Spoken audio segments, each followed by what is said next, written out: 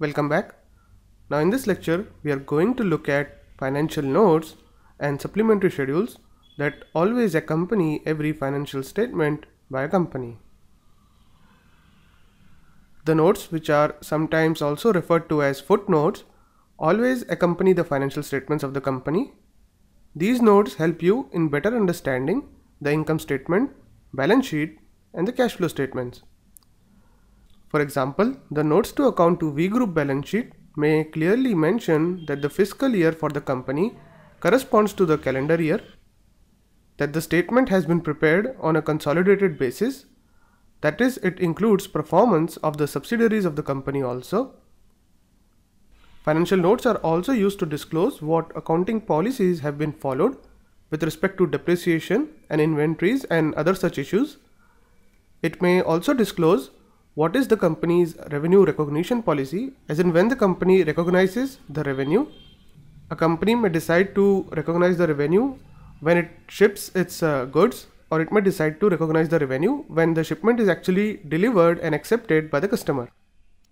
All these details are found in the notes accompanying the financial statement.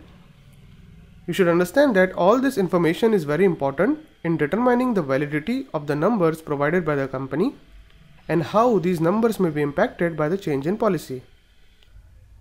Also, by looking at the notes associated with the account statements, you will get a complete picture as to whether the company is aggressive or conservative with respect to recognizing revenues and expenses.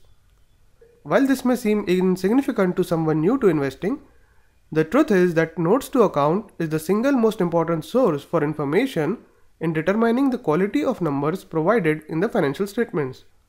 Also, often companies use the notes to account section to provide information on other factors that may affect the operational or financial performance of the company, especially if these factors are not captured as part of balance sheet, income statement, or the cash flow statement. So for example, information related to any contingent claims arising out of legal issues or derivatives, or any guarantees or other such off balance sheet items can only be found in notes to account. So for example, if the company is facing a lawsuit, then this information you will find in the notes to account. Or if the company has given a guarantee on behalf of one of its subsidiaries, then this information can also be found only in the notes to account. As you can understand, this information is important to take into account before you make any investment decision. Next, let's look at another section within the financial statement, which is known as management discussion and analysis. Now, all publicly traded companies include a section in the annual report titled Management Discussion and Analysis. In this section, the management of the company discusses a variety of issues of concern, including the nature of business, the past result performance, and the future outlook of the company. This section is referred to by various names, including management report or management commentary, or operating and financial review, or simply management discussion and analysis.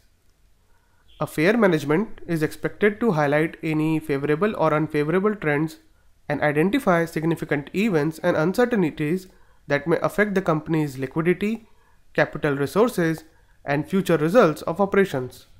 Also, managements are expected to provide information about the effect of inflation, changing prices, or other material events that may affect the future operating results or the financial condition of the company.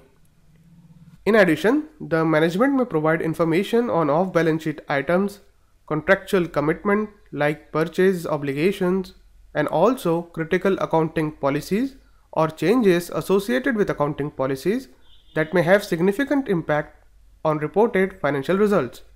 While in general there is no regulation with respect to what should be part of management discussion and analysis, nevertheless many regulators are moving in this direction to standardize the content of this section also, so that it is made more relevant for the investors. With this, we have broadly covered the contents of most financial statements.